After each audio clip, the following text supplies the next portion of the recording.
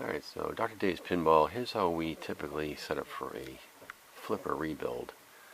Loosen this guy up here. It's already loosened. Take the flipper bat out. And we don't go over here for these. We don't touch these, the Allen heads. This coil stop, unless the coil stop is bad, which they usually are good. We go after this by hitting these screws over here instead, which I'll show you.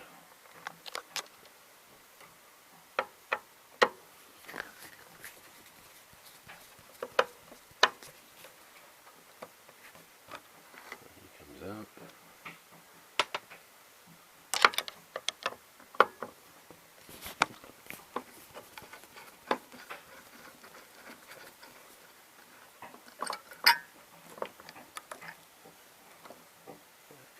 Out.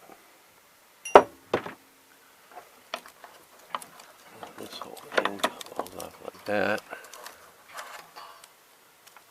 and replace this whole thing here.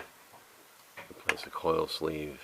Clean this up. Clean this whole thing up, and clean this up. But you don't remove this.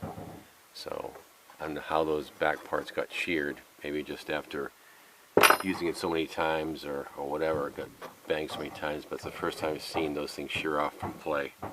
But anything in pinball, anything can happen. Lots of stuff moving around, so that's how you do a flipper rebuild.